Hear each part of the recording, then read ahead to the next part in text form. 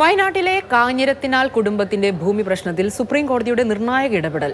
നീതി നിഷേധം ചൂണ്ടിക്കാട്ടി വയനാട്ടിലെ മാധ്യമപ്രവർത്തകനായ ജോസ് കുര്യൻ സുപ്രീം കോടതി ചീഫ് ജസ്റ്റിസിന് കത്തയച്ചിട്ടുണ്ടായിരുന്നു. ഇത് പൊതുതാൽപര്യ ഹർജിയായി പരിഗണിച്ചാണ് കോടതിയുടെ PIL സെൽ തുടർ നടപടി തുടങ്ങിയത്. വയനാട് തൊണ്ടർനാട് കാഞ്ഞിരത്തിനാൽ കുടുംബം വില കൊടുത്തു വാങ്ങിയ 12 ഏക്കർ ഭൂമി 1976 നിക്ഷിപ്ത വനം എന്ന പേരിൽ വനം വകുപ്പ് പിടിച്ചെടുക്കുന്നത്.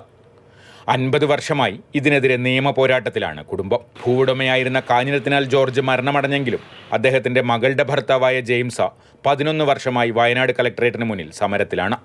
വനം വകുപ്പ് അവകാശമുന്നയിക്കുന്ന ഭൂമി യഥാർത്ഥത്തിൽ മറ്റൊരിടത്താണെന്ന ജെയിംസിന്റെ വാദം ഇതിനോടകം സർക്കാർ അംഗീകരിച്ചെങ്കിലും 1985 ഫോറസ്റ്റ് ട്രിബ്യൂണൽ വിധി നിലനിൽക്കുന്നതിനാൽ പ്രശ്നം നിയമക്കുരുക്കിലാണ്. ഈ സാഹചര്യത്തിലാണ് ഇവർ നേരിടുന്ന നീതി നിഷേധം ചൂണ്ടിക്കാട്ടി വയനാട്ടിലെ മാധ്യമപ്രവർത്തകനായ ജോസ് കുര്യൻ സുപ്രീം കോടതി ചീഫ് ജസ്റ്റിസിന് കത്തയച്ചത്. ഇത് പരിഹരിക്കേണ്ടതിൽ ഒരു വലിയ റോള് വഹിക്കേണ്ടത് ഇന്ത്യയിലെ നീതിന്യായ വ്യവസ്ഥയാണ് എന്ന് നമുക്ക് ബോധ്യപ്പെട്ടു. പ്രശ്നങ്ങൾ ചൂണ്ടിക്കാണിച്ചുകൊണ്ട് ഏതാണ്ട് 19 രേഖകൾ, അതുപോലെ മാധ്യമ റിപ്പോർട്ടുകൾ, ഇവയെല്ലാം വെച്ച് നമ്മൾ പലവട്ടം നമ്മൾ സമീപിച്ചു. അതിലൊരു ലീഗൽ ഒപ്പീനിയനോട് കൂടിയിട്ട് ഇത് സുപ്രീം കോടതിയിലേക്ക് തിരിച്ചു പോകും എന്നുള്ളതാണ് നമ്മുടെ ഒരു പ്രതീക്ഷ. ഇതോടുകൂടിയിട്ട് ഈ കേസിലൊരു പുതിയ വഴിത്തിരിവുണ്ടാകും. പ്രശ്നം പരിശോധിക്കാൻ സുപ്രീം കോടതിയുടെ public interest litigation cell Kerala legal service അതോറിറ്റിയെ ചുമതലപ്പെടുത്തി.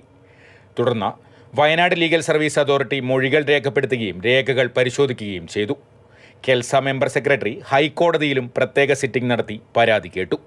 നടപടിക്രമങ്ങൾ പൂർത്തിയാക്കി ലീഗൽ സർവീസ് അതോറിറ്റി സുപ്രീം കോടതിക്ക് റിപ്പോർട്ട് നൽകും.